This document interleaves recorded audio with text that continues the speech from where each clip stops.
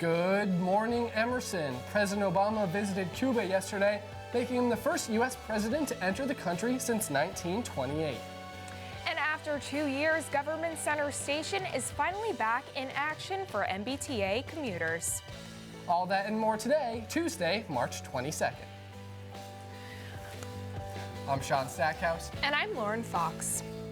We have a great show for you today. Fitness correspondent Caroline Long will be here to teach Sean and I some yoga. So watch out, Sean. I have taken a couple classes. I have a little bit of experience under my belt. I think all the viewers at home should watch out. I have zero experience in yoga, so that'll be exciting to see. And later, we'll be joined by Ashley Stanley, the founder of Lovin Spoonfuls. That'll be really great to talk with her, somebody working for such a great cause. Absolutely, but breaking news right now. At least 26 people have been killed in a series of terrorist attacks in Belgium, with two explosions at the city's international airport and a third explosion at one of the city's central subway stations. News outlets are reporting at least 13 dead at the Zaventem airport and 15 killed in the explosion at Malbeek station. 81 people have been reported injured in the airport attacks, according to the Belgian health administrator. Just after 7 a.m., the Brussels metro operator also confirmed 55 were injured in the Malbeek station blast on Twitter. The capital of Belgium is in lockdown mode. All subway, tram, and train service has been shut down. Prime Minister of Belgium, Charles Michel, said there were, quote, numerous deaths, end quote. Michel said, quote, we were fearing terrorist attacks, and that has now happened.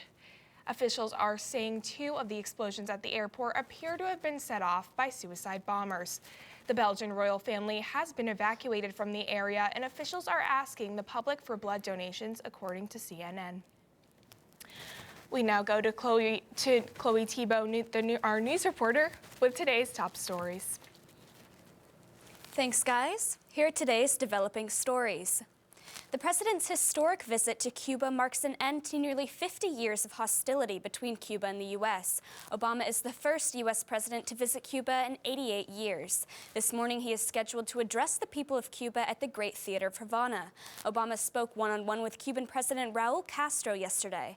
After their meeting, Obama announced he was confident the trade embargo between Cuba and the U.S. would end, with President Castro standing behind him in support. However, the trade embargo can only be lifted by Congress, and U.S. lawmakers are resisting.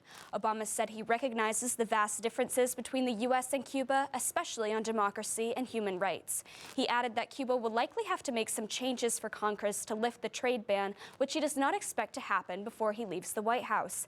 The president is scheduled to return home from Cuba later this evening. Good news on Monday when the Government Center Station on the T finally resumed service. The $90 million modernization of this stop began on March 22nd in 2014 and has incorporated new enhancements that have transformed the interior and exterior environments. Hundreds looked on yesterday when Governor Charlie Baker participated in the ribbon-cutting ceremony, initiating the use of this now handicap-accessible station. Before its 2-year close, Government Center served over 10,000 passengers per day. Yesterday, the Supreme Court ordered the Massachusetts Supreme Judicial Court to revise its order that stun guns are not included in the Second Amendment. Massachusetts' banning of the stun gun ownership first caused conflict in the prosecution of Jamie Catano, a woman who had purchased this weapon to protect herself against an abusive ex-boyfriend. In 2013, Catano was brought to court and placed on probation under the charge of illegal possession. 2 Supreme Court justices were outraged by this prosecution, citing Catano's right to self-defense and calling the legal reasoning, quote, simply wrong. Massachusetts justices have argued in retaliation that the Second Amendment is too outdated to include stun guns. In more news concerning the presidential race, on Sunday, the New York Times disclosed the plans of the Republican Party to, quote, derail Trump. These leaders are preparing a 100-day campaign that will begin on April 5th at the Wisconsin primary and run through the summer. Each delegate will lobby to portray Trump as a tragic choice for the election. If this effort is not successful, conservatives are prepared to enter an independent candidate that will preserve Republican principles and offer an alternative to voters. We'll look to tonight's Republican primaries in Arizona and Utah to see if these states offer us any future insight. That's all I have for you today. Back to the desk. Thank you so much, Chloe. Now back to Obama's historic Cuba visit. He said that it's very unlikely that the trade embargo is going to be lifted before he actually leaves the White House. How long do you think it'll take for that to happen? You know, Lauren, I'm not sure the exact time that it will take, but I think this is going to be an issue that's going to get a lot of attention in the upcoming months. Now that these relations have been restored, I think we're going to start seeing a lot more focus on this topic. All right, great. Thank you so much, Chloe. Now for today's weather update. Don't worry, the snow is over. Today will be nice with a high of 49 and a low of 40 with no chance of precipitation. As for tomorrow, expect some rain, but there will be no snow. There'll be a high of 59 and a low of 39. Lauren, I don't know about you, but I'm glad the snow we got yesterday didn't really amount to anything. I don't know. You know, I'm always advocating for a snow day. I could have really used it personally. Well, guess we have to put our differences aside, but we have to take a commercial break. When we come back, we'll be joined by Ashley Stanley, the executive director and founder of Lovin Spoonfuls. And sports reporter Malcolm Kellner will be here with all your March Madness highlights.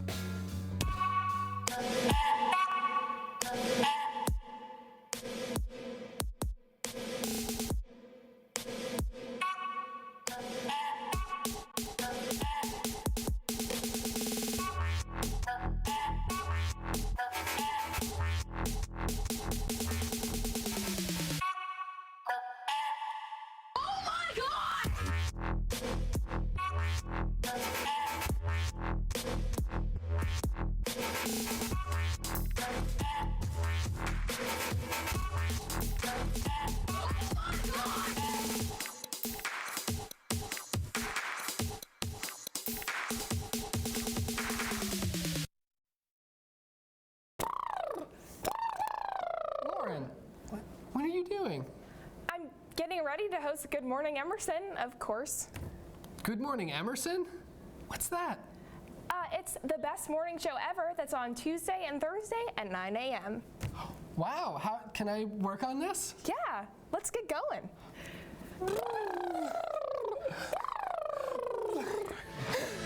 Red leather, yellow leather, red leather.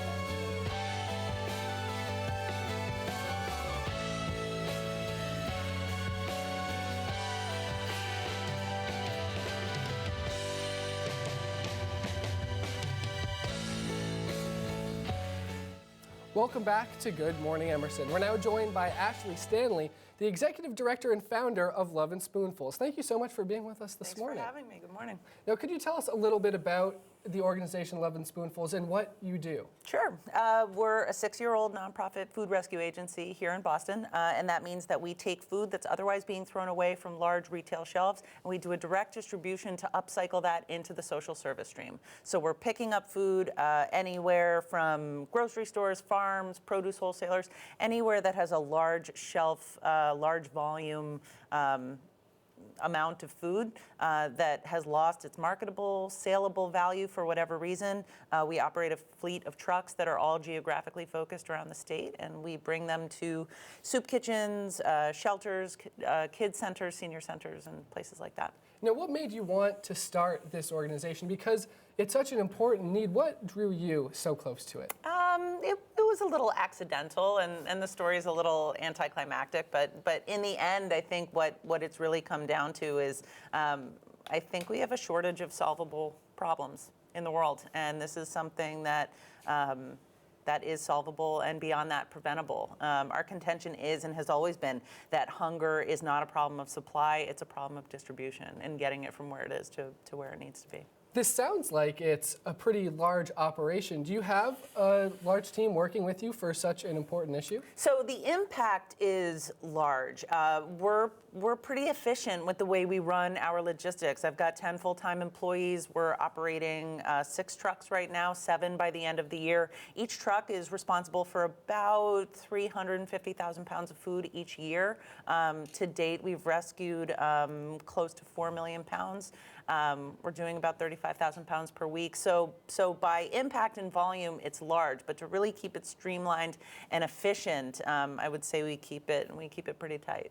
How many people are you able to affect with the good work that you're doing with Lovin Spoonfuls? So, there's so many different ways to quantify this work. And when you look at hunger, there's so many different ways. You talk about how many people are being fed, how many pounds of food are being rescued. And for us, we're really a food waste agency first and foremost. And so our focus is really source reduction and reducing the amount of food that winds up in landfills. So our focus really is in pounds. Through our beneficiaries and the people that we serve, we're serving, maybe 10, 15,000 people per week. It sounds like you have done a great job so far with creating this program. Where do you see it going in the future? So I think what we've always tried to do, and I think my vision continues to evolve, especially with the people we have working within the organization and then partnered around the city. And I think anytime you have complementary perspective and viewpoints, you're able to see a much broader long view. So we've always tried to build in adaptability, especially geographical adaptability. And for us, that means replication. And anywhere that food is being grown, sold, retailed, harvested, the good news and the bad news is that there's always going to be an opportunity to feed folks in that area. And how are residents in Massachusetts and also students at Emerson College able to get involved in this? So I think the first thing is to really take a look at what our personal relationship is with food. This really comes back down to food being a truly universal experience. How do we value it? How do we value people? Things like that. How much food are we consuming? How much food are we not using? Things like that. And then really being able to take that from the inside out and then look at how it's affecting the rest of the world. Well, great. Thank you so much for being with us this morning. After the first week of the NCAA tournament, we're down to the Sweet 16, and we certainly saw some thrillers along the way. Malcolm Kellner joins us now to show us the best moments of March Madness so far. Thanks, Sean. This year's opening weekend of the NCAA tournament has brought more madness to March than maybe ever before, and Sunday's slate of games were no exception. First, we've got 11-seed Northern Iowa playing 3-seed Texas A&M, and it looks like it'll be the big upset that I predicted on the show last week. UNI up by 12 with 40 seconds, so this one's in the bag. A&M gets a putback here to cut it to 10 with 34 seconds left, but surely it's too little too late, right? Well, there's another horrible turnover leading to an easy dunk, but still a 6-point lead with 22 seconds is safe. My bracket will be just fine. Wait, another Panthers turnover and the Aggies hit a 3 to cut it to 3? Now Panthers just need to inbound with 11 seconds to kill and up by 2. Wes Washpun is trapped in the corner, so he can just throw it down the court, right?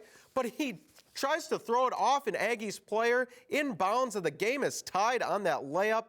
Aggies would end up going into double overtime with UNI and winning 92-88. What a comeback. And we jump to 14-seed Stephen F. Austin on the verge of an upset against Notre Dame. Their first shot misses, second shot misses, but it's tipped in by Rex Pfluger to take the lead with under 2 seconds left. They'd win by 1. Talk about the luck of the Irish. Then one last crazy game. 7-seeded Wisconsin playing 2-seeded Xavier. Bronson Koenig takes a pull-up 3 for the Badgers and sticks it to tie the game with 11 seconds left. And then after a Xavier miss, they give it to Koenig again in the corner. Fadeaway 3. That's just wet.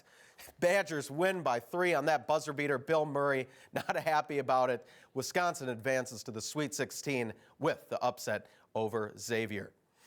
As the old school versus new school baseball debate continues to rage on during spring training, Big Papi couldn't help but weigh in. The outspoken Boston Red Sox slugger David Ortiz didn't hold back when he talked to the Boston Globe about people complaining about hitters doing bat flips after home runs. Ortiz said, "Whenever somebody criticizes a power hitter for what we do after we hit a home run, I consider that person someone who is not able to hit a homer ever in his life. Look at who criticizes the power hitters in the game and what we do. It's either a pitcher or somebody that never played the game. Think about it. You don't know that feeling. You don't know what it takes to hit a homer off a guy who throws 95 miles per hour. And if you don't know anything about it, shut up. Seriously." Yikes. Well, certainly harsh, but I tend to agree with Papi here, actually. As I've said before on this show, if a hitter hits a home run in a big moment, let him flip his bat. Just like pitchers have every right to fist pump or celebrate after a big strikeout. All these so-called baseball traditionalists, seriously, just need to chill. Professional tennis is one of the most successful and popular female leagues in any sport. However, that didn't stop the director of the Indian Wells tournament, Raymond Moore, for making some shocking comments about women's tennis players on Sunday, right before the final match of the BNP Paribas Open. Take a listen.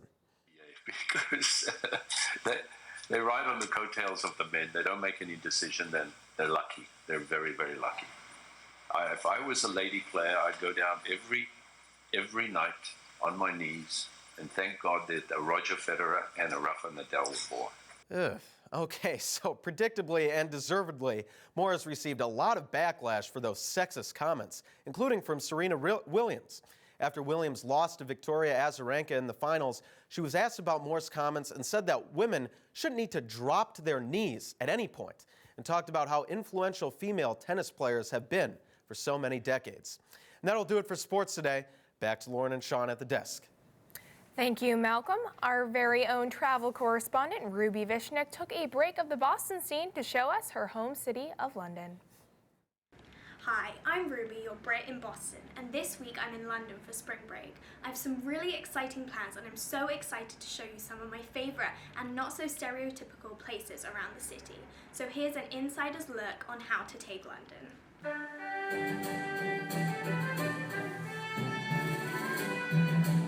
The Underground Tube makes London so easy to get around, making my favourite places to visit easy to get to.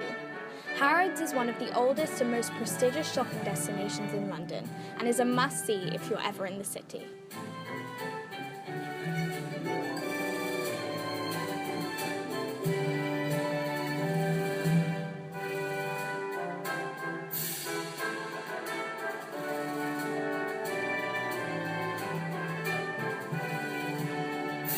London is not short of museums, and an exhibition trip is one of my favourite activities. This trip I went to the National Portrait Gallery as well as the Royal Academy.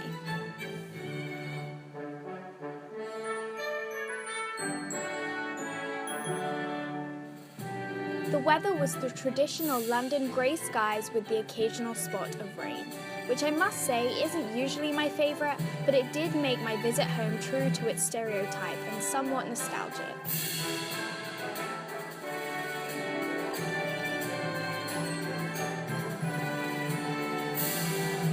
We just visited the Vogue exhibition at the Natural Portrait Gallery, and now we're off for dinner at the Delaunay.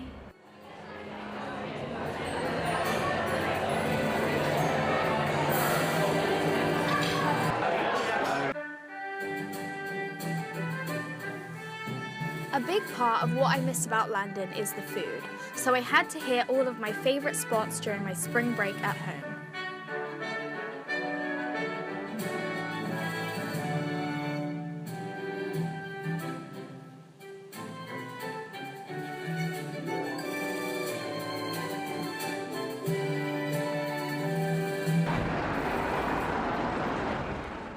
I'm actually heading out of London today. I'm going to Nottingham to visit one of my friends who goes to the University of Nottingham. Taking the train up there, it's about an hour and a half. I'm really excited and I'll show you what I get up to.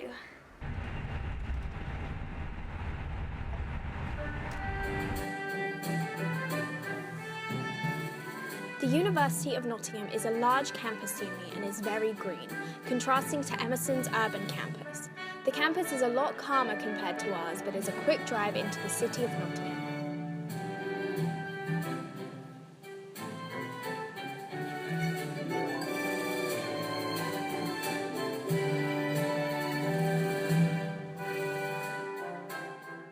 So I am back in my dorm room at Emerson. I hope you enjoyed coming along with me and seeing what I got up to while I was at home in London. I hope you learned some tips for if you ever find yourself there. I'll see you guys next time. Bye! Yesterday, New York's Attorney General announced that daily fantasy gaming websites Draft Kings and Fanduel will no longer be operating in the state. If an appeals hearing in September is successful, Draft Kings and Fanduel might have to pay up for those that played the site's games and lost. Malcolm, let's start with you. Do you agree with the Attorney General's decision, and do you expect more states to follow? Well, Lauren, I absolutely agree with the Attorney General's decision. The only reason these daily fantasy sports sites are able to operate in the U.S. is because an exemption of a 2006 law that banned online gambling in the U.S. that said fantasy sports are exempt, somehow saying that fantasy sports aren't gambling, which I find just completely preposterous. Instead of predicting a team to do well, you're predicting players to do well. Of course, it's total luck. It's not a game of skill, as they say. It's luck. It's still gambling, and many people's lives are getting ruined by these sites like FanDuel and Draft Kings. So I hope the hammer gets continued to get laid down against these companies. Now, Chloe, do you agree with this as well? Yeah, I don't know much about fantasy sports, but I do completely agree with Malcolm in the sense that I think this will kind of keep everything a bit more under control, because I do think it's gambling. Now, I agree that at some point you have to draw a line, but at the same time, these are extremely popular websites that have created a certain idea and a premise that have been really played out by so many people. Lauren, do you think that with so many people coming to these sites, it's fair to all of these viewers? I don't think so. I mean, they definitely have a lot of fan base. There are a ton of events surrounded around these contests where I totally see what Malcolm is saying as far as not really requiring much talent, kind of more of the luck spectrum. That could be more of a controversy than I really know about myself. I know that these organizations are arguing that this is a game of skill, but I am also a bit skeptical about it. But people are going to be really upset if these are gone, you know? Yeah, I mean, if it was truly a game of skill, then 85% of players wouldn't lose, which is what the number is for daily fantasy sports. So, I mean, it's a total scam operation. It's not a game of skill. The house wins just like they do in other gambling ventures. And I really hope these sites eventually do get shut down, because coming from someone who knows a lot of people who have been affected by gambling addiction, it's a very serious problem. And these sites definitely perpetuate that, and it's scary to me. Do you think they're going to be able to pay up, or it will actually go down smoothly? I think it's going to be ugly no matter what. I don't foresee a pretty ending no matter what happens, but we'll have to see. Well, thank you so much, guys. We have to take a quick commercial break, but when we come back, Sean and I will be getting our yoga on, and you don't want to miss that. Maybe you want to miss it. Wow, our debates are on fire. Oh no, why did I say that? Oh no, I'm on fire still, and it's so hot. Why have I done this? Oh no, I'm still on fire, but one speechless on the Emerson channel. It's really good and full of action.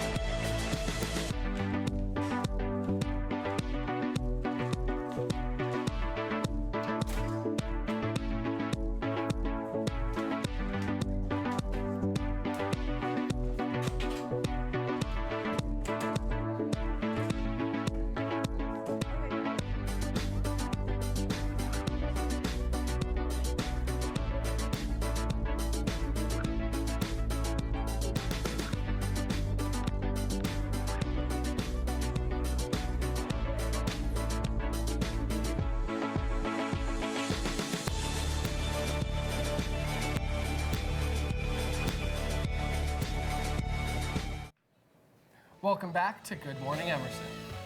Entertainment reporter Medina Shehi is here to tell us about a legendary performance from Mayor Marty Walsh. Good morning, everyone, and here's what I have for you today. Mayor Marty Walsh and Governor Charlie Baker have a bromance that is going to make us all wish we could have a relationship like this. Yes, a political duo isn't that insane. General Electric's coming to Boston has created over 800 jobs as well as a new industrial innovation. Mayor Marty Walsh celebrated this with a spoof of Adele's famous song Hello on Sunday at the St. Patrick's Day breakfast in South Boston. After Walsh thanked Baker and ended his monologue, this song came. Take a look here.